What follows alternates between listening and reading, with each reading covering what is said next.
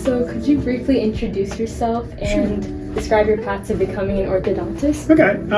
Mark McDonough. I'm an orthodontist here in Pennington, New Jersey. We've been practicing for about 30 years. When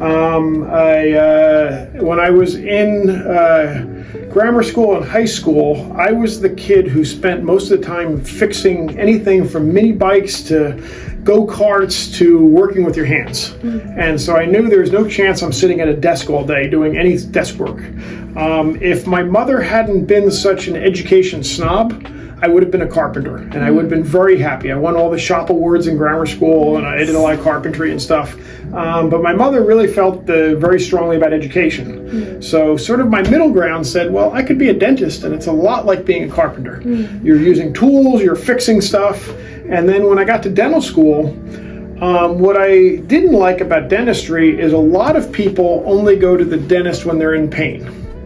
And a lot of the people don't want to be there. But in orthodontics, everyone chooses to come to me. And all the people who don't want treatment don't get treatment. And the people who do, and I just found that relationship so much nicer than in dentistry. The other thing I considered very strongly was being an oral surgeon. And I was fortunate during my first 2 years of dental school, I got summer externships where I spent the whole summer working in oral surgery. The first year was oral cancer, which was terrible. It was at the VA hospital in Philadelphia, and our poor veterans, who I admire tremendously, all had terrible oral cancer because they chewed tobacco and they smoked a lot. If you do those two things, you will get oral cancer when you're 40, 50, 60.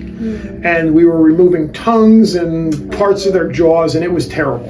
And I thought, well, I don't like that part. And so the next summer, I was up at forget the hospital in New York City. He'll come to me in a moment. Cornell Medical Center in New York City with this guy, Stanley Bierman. He is the preeminent jaw surgeon in Manhattan. And if you needed jaw surgery, this was the guy you went to. And jaw surgery patients tend to be young. They tend to be healthy. And I thought I'd like that part of oral surgery. And my job as the extern was I had to go around to all the different orthodontists, because all the people who get jaw surgery get braces first, because you actually set up the teeth and then they move the jaws to get the bite right. Oh, okay. So jaw surgery patients all have orthodontists. And when I went in, my job was to take the models of the surgery they were due, and I'd get on the subway and go all over New York City and go meet with the orthodontist and say, is this okay what Dr. Bierman's going to do? And when I walked in their offices, everybody liked their orthodontist. And when I would meet with the patients after, I'd say, Dr. Bierman's coming in to meet with you, and then, do I have to see him again? Oh, I don't like Dr. Bierman. I was like, he just did amazing things for you. I was like, I met your orthodontist. Well, I love my orthodontist. I was like, well, which doctor do I want to be? I want to be that guy that people like. So that's really how I ended up in orthodontics, was because the patients self-select, and they tend to be happier offices, and it's just a nicer experience. So cool. So that's sort of the beginning to how I got here. So what does your job kind of entail, and what might a typical day look like for you? Okay. Well, what people, another interesting story. So when I was in college and applying to dental school, my sister got married. And one of the bridesmaids' husbands was a dentist. And so he did the nicest thing ever. When I was talking to him at the wedding, what do you want to do? I'm thinking about applying to dental school. He said, come and spend a few days with me. See what I really do. Because when you go to the dentist, you think you walk in and you see the doctor, blah, blah, blah, and you leave and you think that's the end of your appointment. Number one, there was a lot of preparation for that appointment. There's stuff that you have to do afterwards, and then you're running a business on top of it. And you don't appreciate the work of running a business. This is a small business. We have employees, we have bills, we have insurance, we have payroll, we have office to take care of, stuff breaks. You have to fix all of this. It's not just fixing the teeth. And what I saw from him was I went through his day, and that was what I expected. Then at night, he brought all these charts home, and he wrote up all his charts. He paid his bills. He worked for another 2 or 3 hours every night. And I was like, you got to do all that stuff too? I had no idea. It is small business, so you need a lot of business skills to be a dentist. is that like for a private practice? Yeah, nowadays you're asking an excellent question. So years ago, every single dentist was private practice. What's happened is now there's a lot of what we call corporate dentistry, where a big company owns anywhere, it could be 200, 300, 400 offices across the country. And then what happens is they employ you, and you're no longer the owner. Now, the reason I think that I'm not very concerned as I practice myself is because the real issue with those offices is because you're the employee, a lot of them just quit and go somewhere else. So there's not the continuity of care. Here, I've been here for 30 years. I had a patient in today who I treated in 2002. She needed a little touch-up. Here we are 20 years later. She comes back to the same person. I knew exactly what I did in 2002 because I have all of her records. In corporate, you don't get that. They very often, they sign a contract, they're there for 4 or 5 years, and just like you see in sports, they leave. And they want a better place to go because they don't own it. And what happens is the patient care doesn't have that continuity, and then once you have multiple doctors working on the same patient, particularly in orthodontics, because our treatment will take 1, 2, 3 years. And if the doctor leaves in the middle of your treatment, that's bad. Yeah. And there's nothing they can do because the doctor isn't invested in it. The corporation is mainly trying to make money, so they're trying to not pay the doctor. And the doctor is doing the work and he feels he should be paid, and there's always conflict there in that sort of scenario. Okay. So it depends on which way you go. I try to encourage, I've been teaching orthodontics for 30 years, and I try to encourage the residents to strongly consider private practice because it's much more rewarding. Being an employee sounds good, but the problem with being an employee is you can be fired too. And nobody's going to fire me. I have good job security here. But I also have a lot of responsibility that a lot of people tell me they don't want to deal with all the stuff that I have to do. And when something breaks here, I fix it. Whereas in the corporation, I'd say, oh, something broke, call someone. So it's a little different scenario. I wanted to ask you like questions about misalignment in teeth. Right. Because a few of my family members and friends, they have gotten braces before, and they have retainers, but they don't always wear them. But I still don't notice like a difference in how their teeth look. So I'm kind of wondering like how important retainers really are, and whether it's okay to just leave a little break. Well, the question really depends on where you start. I have patients who have a few crooked teeth. Their relapse potential is relatively small. And as time goes by, that relapse potential becomes smaller. So if you didn't have a very big problem and you were pretty good with your retainer for a year or two, that may do okay. It's probably not going to stay very pristinely, meaning it might change a little bit, but you still may be reasonably happy. Now let's say you start off with terrible teeth. And I always think in 3 dimensions. There are patients who have front to back problems, there are patients who have width problems, there are patients who have up and down problems. If you're what I call a 3-strike patient, you had all 3 problems, okay, your teeth have a huge relapse tendency. So I tell those people they got to be spectacular retainer wearers, because where we get them is nowhere near where they started. So those people can't mess up. But the people who only started not that far away, it's really not as critical. So it depends always on where you started. And then the last thing is how much growing you have to do. Young ladies' faces will grow a lot till you're about 16 or 17. Young men, generally 19 or 20. So unfortunately, guys need to wear their retainers longer than girls, just because they're still growing. And so if we changed growth during treatment, and then they have a tendency to continue to grow the way they did before, which usually wasn't good. And then if you don't wear your retainers, that tendency is made bigger. So it becomes more important. Okay, so like, do you have to wear, if you have like all 3 strikes, do you have to wear them after you turn that certain age? Well, in decreasing need, my general rule is I tell patients the first 6 months to a year is critical. Everyone. Generally, you're mainly wearing them at night when you sleep. Should be 6, 7 nights a week. I follow my patients for at least 2 years after their braces come off. At the 2-year anniversary, I'll often talk to you and I always look at the original records. How you doing with your retainers? I'm doing great. I wear them every night. Is that hard to do? No. I'm not going to tell you not to wear them. You're doing it every night, not a problem. Other people say, oh, I hate wearing these things. Do I need them? I'll look at the originals. Patients who didn't have that big a problem, I'll say, you probably do great with maybe every other night until you're 17, 18 girl, 19, 20 as a guy. And then after that, maybe just once or twice a week. Now, if you had terrible teeth, I'll tell you, you just had terrible teeth. You really should be wearing this very regularly, 5, 6, 7 nights a week indefinitely. And it's like exercise. Once you do nothing, what's going to happen? You're going to get worse, I guarantee it. But the question is how quickly.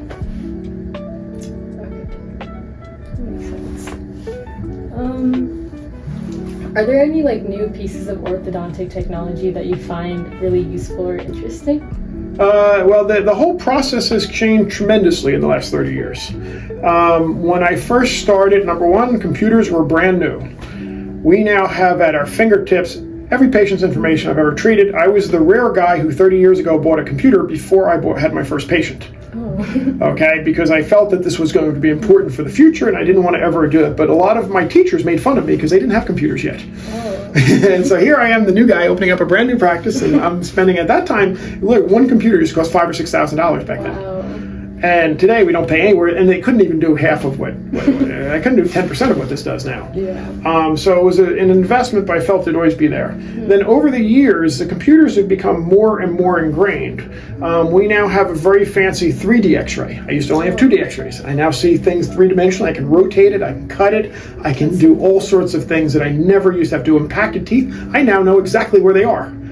We used to have to take, in order to figure out if the tooth was on the inside or the outside, we had to take 2 X-rays and move it. And then, depending on how you move the X-ray machine, you could tell if it's on the inside or outside. And it was a pain in the butt because the assistant had to remember which X-ray they took first. They had to number them. They had to know if they went from front to back.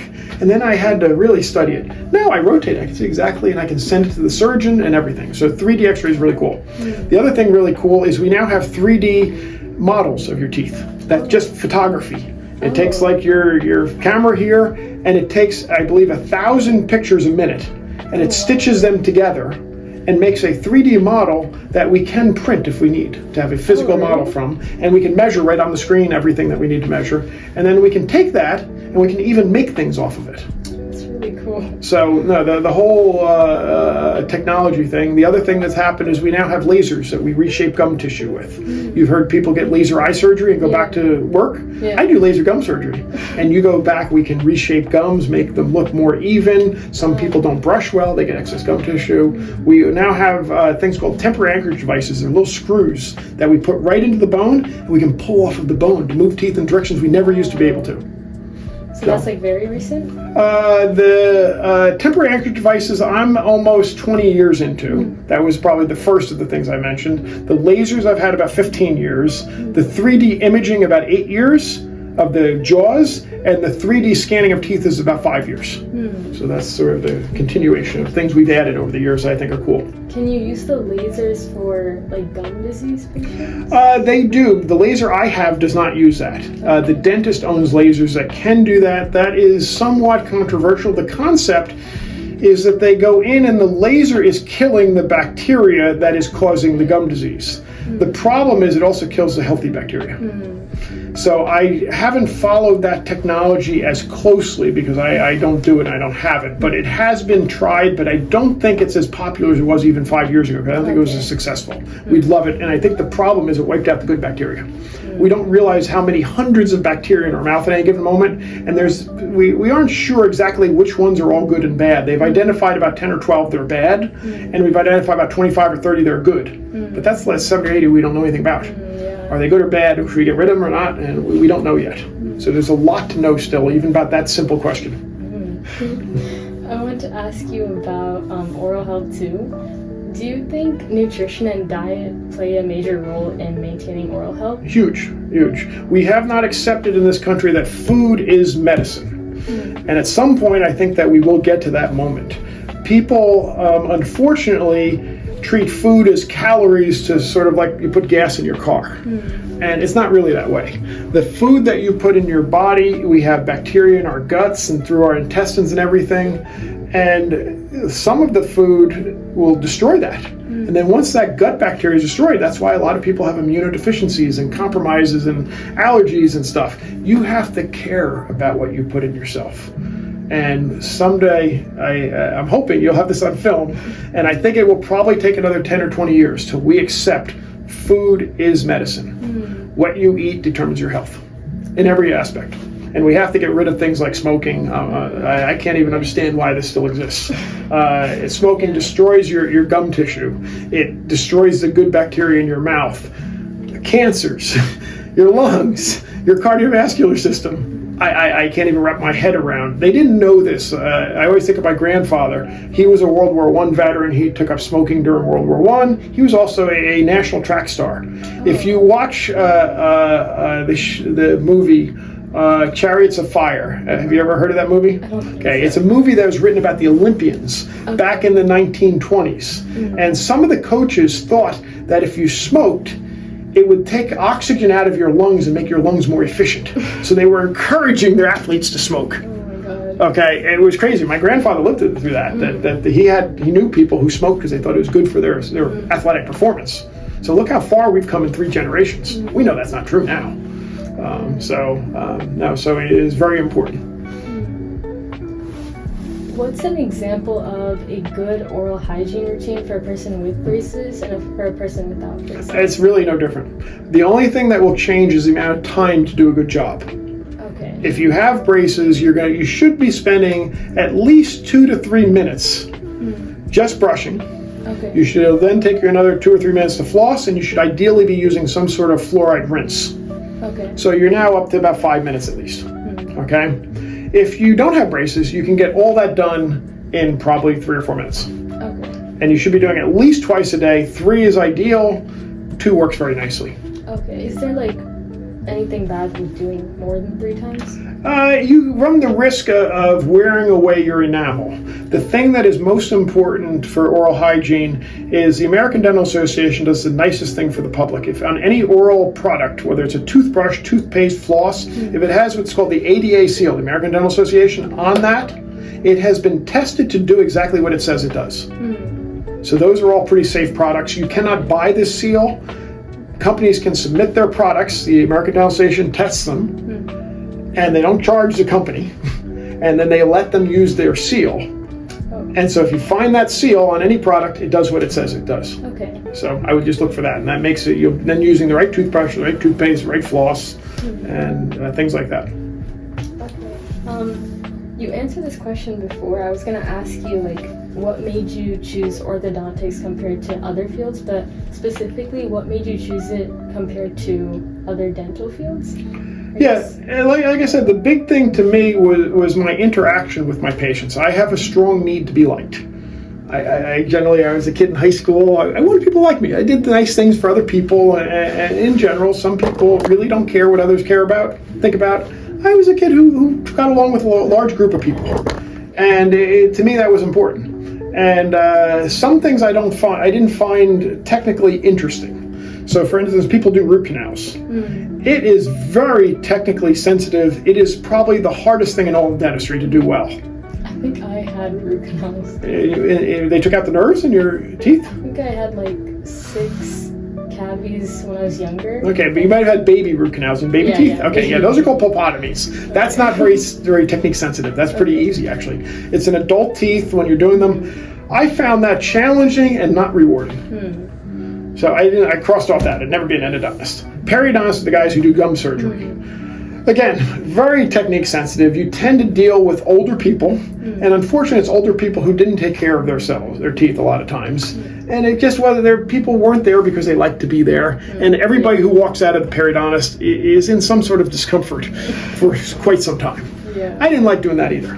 Oral surgery, again, didn't really like the relationship. Patients don't like you after you take their teeth out, impacted wisdom teeth, all that sort of stuff. General dentistry I liked. I could have been very happy being general dentistry, and my life would have been much easier because in the town I grew up in, the dentist in town really wanted me to come join his practice. So when I went to dental school, he said, "Mark, I'd love to have you come join me." I grew up 2 blocks from the beach. I loved the beach. I liked him. And I said, I certainly will be happy to. And I did a residency after dental school for 1 year to confirm what I wanted to do. And during that residency, I realized that I really liked orthodontics better. And when I got into orthodontics, I called up this gentleman who was the dentist in town. I said, I'm really sorry, I'm going into ortho. His comment was, I'm sorry you're leaving dentistry. I said, we're not dentists now. Now, fast forward, I still am friends with him. His son now is in ortho school. Oh. So I was like, what happened? You couldn't convince your own son to do this? So the world's kind of funny. And so he's going to graduate next year from ortho. So the world's kind of funny in that way. But I think this is the nicest aspect of all of dentistry. Nice. Throughout your journey, are there any skills that you find really valuable? Well, it's interesting. You will take, to get into dental school, what's called the Dental Aptitude Test, the DATs. You take the SATs. There's the DATs, okay? And just like the SATs, you can study for them. Okay. But there's one section that you can't study for. You are basically doing, it's called a perceptual ability test. And what they do is they have pictures of different shapes on paper, and you have to rotate them in your head and fit them through a hole and answer if that shape can go through that hole. Oh, really? Yeah. So in your mind, you have to look at it and see if you could rotate it. Like it might be like a U-shaped thing, so you could picture putting one through and rolling it through. It would fit through the hole, even though it's too big. And they tell you can't study for it. Okay? And I was the kid, like I said, I did a lot of mechanical things. I liked woodworking. I look at things.